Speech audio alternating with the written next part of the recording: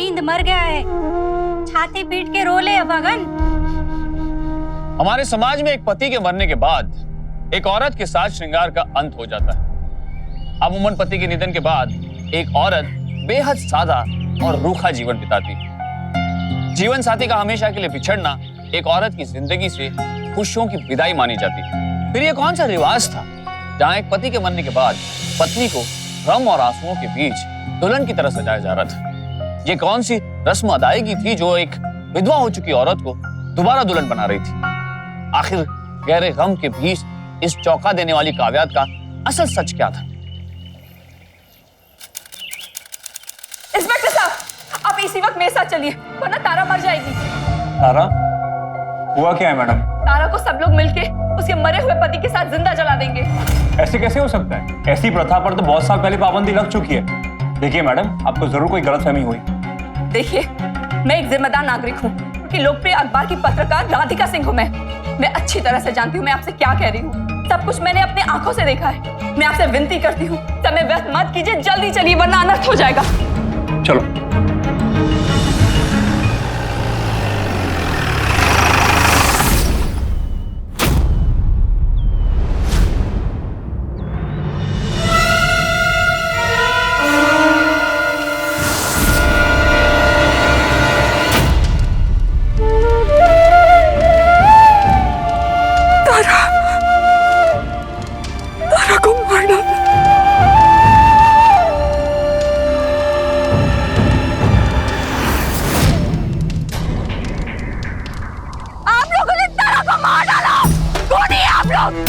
Inspector साहब, इन लोगों ने एक जीते जागते इंसान को जिंदा जला डाला। ए छोरी, चिल्ला मत। आज हमने अपना जवान बेटा उसकी पीढ़ी ने खोया है। तेरी ऊट पटांग बाताने नहीं सुने आज हम। यहाँ जो कुछ भी हुआ वो एक प्रथा है। ऐसे भी तारा भी यही चाहती थी। अरे यही मर्जी थी उसकी। झूठ बोल रहे हैं आप, सरासर झूठ बोल रहे हैं आप। इंस्पेक्टर साहब, मैं तारा के ससुराल वालों के खिलाफ FIR दर्ज कराना चाहती हूँ। इन लोगों ने अपने बहू को जिंदा जला डाला। वो मरना नहीं चाहती थी, वो जीना चाहती थी। ए मैडम, बात का बतंगड़ ना बना। तू बाहर वाली है, कितना जानती थी तारा को? मैं तारा को बहुत अच्छी तरह से जानती थी। बहुत जिंदा दिल इंसान थी वो खुद से कभी ऐसा कदम नहीं उठा सकती। ये देखो, मैंने आपके लिए कुछ कपड़े और गहने निकाले। बहुत पुरानी लगती है। कौन, मैं? अरे नहीं, मुझे तो 1 साल हुआ है अभी यहाँ पे शादी होके आए हुए। मैं तो बोल रही थी। हाँ, मुझे पता है आप इस पुरानी हवेली के बारे में बात कर रहे हो, है ना? और ये देखो, आपको अपने अखबार के लिए पुरानी हवेली और पुरानी वेशभूषा के बारे में लिखना था ना, तो मैंने अपनी दादी के और परदादी के कुछ कपड़े निकाले हैं और ये गहने भी।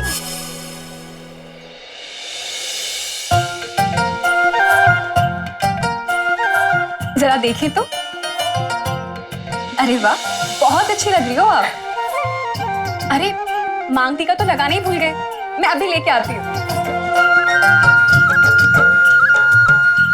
भाभी साहब, मैं तुम्हें कब से बुला रहा हूँ, मेरी आवाज सुन।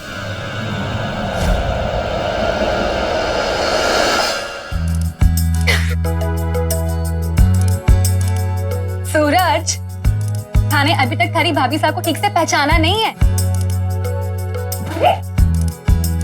एक दिन ना थारे को भगा ले जाऊंगा और खूब अच्छी तरीके से जान लूंगा तन्ने। पागल, ये मेरा छोटा देवर है, खूब लाड करता है मुझसे। राधिका जी, मेरी अगर बेटी हुई ना तो मैं इसे खूब पढ़ा लिखा के थारे जैसा बनाऊंगी। अच्छा एक बात बताइए, आप लोगों के बारे में इतना सब कुछ लिखती हैं, उनके पहनावे के बारे में, संस्कृति के बारे में। आपके पास तो इतना बड़ा शस्त्र है, कलम का, तो आप कुछ ऐसा क्यों नहीं लिखती कि उनकी जिंदगी में बदलाव आए, कुछ फर्क पड़े? मैंने कभी इतनी गंभीरता से सोचा ही नहीं। मुझे बहुत खुशी हो रही है कि तुम्हारी सोच विचार यहाँ की बाकी की औरतों से कितनी अलग है। चलिए मैं आपको मांग टीका लगा देती हूँ।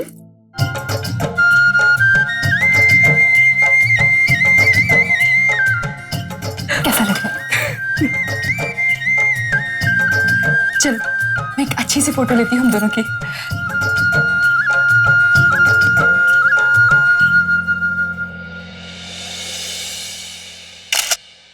तारा यहाँ की दूसरी औरतों से बहुत अलग थी। राधिका जी, क्या आपके यहाँ से जाने के बाद आपकी बात तारा कुमारी से हुई थी? नहीं, बात तो कम होती थी, लेकिन चिट्ठियों के द्वारा हम संपर्क में रहते थे।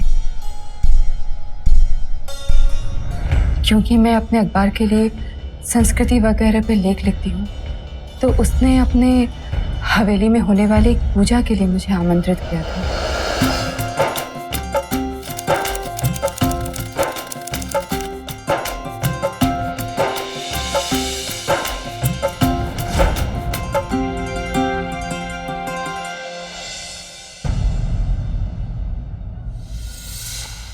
तारा, अपना घूंघट संभालो। भाभी साहब, जरूरी नहीं है कि हर वक्त घूंघट सर पे रहे। इज्जत तो दिल से होती है। प्रताप, अपनी हद में रहना सीख ले। अब तो आप पार कर रहे हैं भाई साहब। अच्छा नहीं होगा, मैं कह देता हूँ। प्रताप, सुनिए, ये इनको मैं आपको यकीन से कहती हूँ कि उसकी हत्या की गई है। ये कुप्रथा, कुरीति के नाम पे उसकी हत्या की गई है। देखिए राधिका जी, उनके घर वालों का कहना है अरे कि घर वाले तो झूठ कहेंगे ही अपने आप को बचाने के लिए। लेकिन वो लोग जो उस दिन वहां खड़े थे,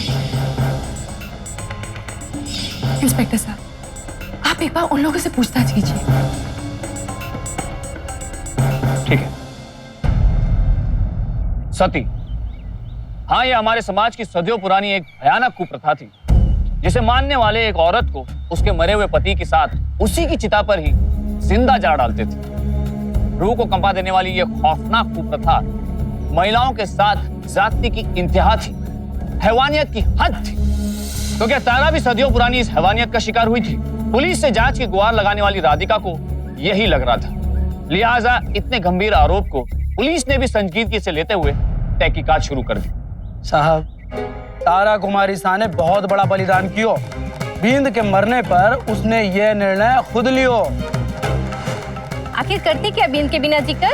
हमें कुछ नहीं पता, हम तो वैसे ही देख रहे थे। इंस्पेक्टर साहब, पूछताछ से और कोई फायदा नहीं है, इससे आपका मतलब क्या है? आप कैसे एक मासूम औरत की निर्मम हत्या को इसी तरह से जाने दे सकते हैं? राधिका जी, मेरी बात समझने की कोशिश कीजिए। जब तक कोई ठोस सबूत ना मिले या कोई गवाह जो ये कह दे कि तारा कुमारी को जबरदस्ती उसके पति के साथ जला दिया गया, मैं कोई कदम नहीं उठा सकता। थाने अभी तक थारी भाभी साहब को ठीक से पहचाना नहीं है। एक दिन ना थारे को भगा ले जाऊंगा और खूब अच्छी तरीके से जान लूंगा तन्ने। पागल, ये मेरा छोटा देवर है, खूब लाड करता है मुझसे। एक इंसान है जो हमें सच बताएगा। तारा कुमारी का छोटा देवर सूरज सिंह, वो सिर्फ 14 साल का है। वो वही करता है जो उसके घर के बड़े कहते हैं। चिता को भी अभी उसी ने दी थी। आप चलिए मेरे साथ, चलिए उनके घर चलिए। इस वक्त हमारे घर की लुगाइयां तारा कुमारी के सम्मान में हो रहे चुनरी महोत्सव की तैयारियां कर रही हैं और सूरज उसी महोत्सव का सामान लेने गया। इंस्पेक्टर साहब, हमारे घर के रीति रिवाज में दखल अंदाजी देने का तने कोई हक ना।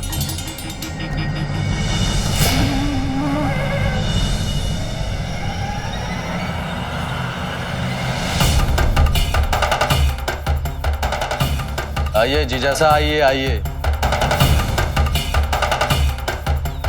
ये बात है राठौर, तन्ने भी हम लोगों की रस्मों में रुकावट डालने का काम करना पड़े। लगता है तन्ने काम की नहीं, आराम की जरूरत है। घर बैठना है के? नहीं राजेंद्र जी, मैंने पता ना था कि चुनरी महोत्सव की तैयारी शुरू हो गई है, वरना मैं आता ही नहीं। आइए जी ऐसा जी जी ना आई।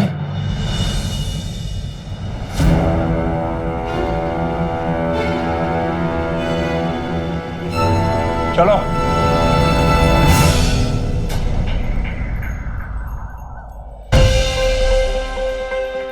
इंस्पेक्टर साहब, एक बार सूरज सिंह से मिलके तो चलिए। देखिए राधिका जी, आप हमारे काम में और दखल अंदाजी ना कीजिए। मैं इन लोगों के धार्मिक भावना को ठेस नहीं पहुंचा सकता। आप बार बार इस घटना को हत्या का नाम मत दीजिए। नेताजी को बुरा लग गया तो बिन बात मेरी नौकरी पर बनाएगी। ये केस बंद हो चुका है। चलो।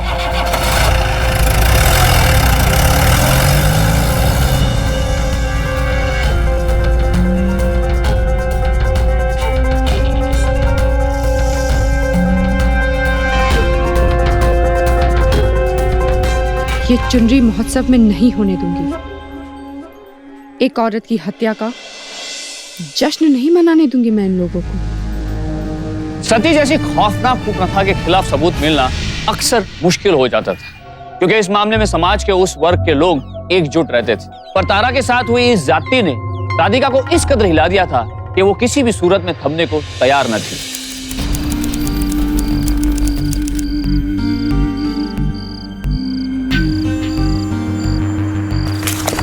बीतते हुए हर दिन के साथ राधिका की बेचैनी बढ़ती जा रही थी। तारा कुमारी का निर्दोष चेहरा और उसकी आकस्मिक मौत उसकी आत्मा पर बोझ बनती जा रही थी।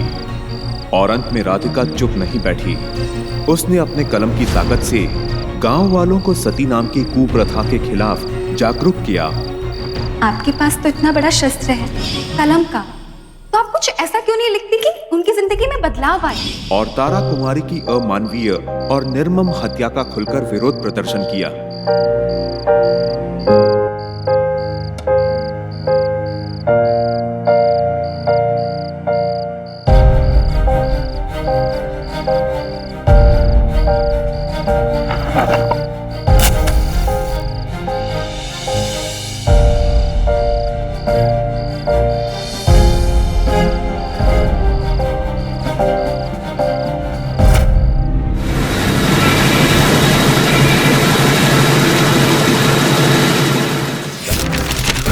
तारा कुमारी की हत्या के अपराधियों के खिलाफ राधिका ने उठाई आवाज।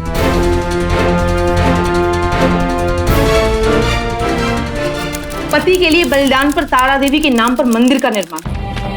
क्या हो रहा है हमारे समाज में? एक औरत को जबरदस्ती सती बनाया जा रहा है और उसके ऊपर मंदिर का निर्माण किया जा रहा है। हम लोग एक काम करते हैं, हम सब लोगों को चुनरी महोत्सव का विरोध करना चाहिए। क्या कहती हैं आप सब लोग? हम आपके साथ हैं।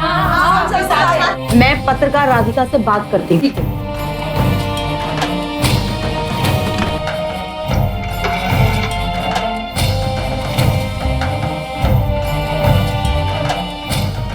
बिल्कुल बिल्कुल राधिका, हम सब आपके साथ हैं। आप आगे बढ़िए, हम अंत तक आपका साथ देंगे। इस तरह कई नारी संस्थाएं तारा कुमारी के मामले के समर्थन में उसके गांव तक भी पहुंच गई।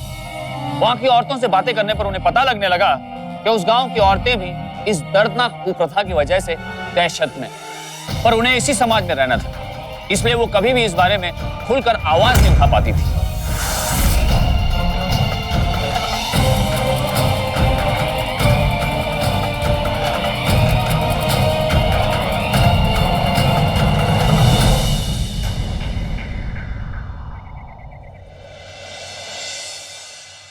और आखिरकार चुनरी महोत्सव और तारा कुमारी के नाम पर सती मंदिर स्थापना को रोकने के लिए अपनी कलम की सहायता से पत्रकार राधिका और सारे स्वयंसेवी नारी संस्थाओं ने मिलकर इस मामले के खिलाफ PIL यानी जनहित याचिका दर्ज कर दी। PIL एक ऐसा जरिया है जिसकी सहायता से कोई भी नागरिक या स्वयंसेवी संस्था किसी ऐसे मामले में अदालत का दरवाजा खटखटा सकती है जिसकी वजह से आम जनता का हित दांव पर लगा हो।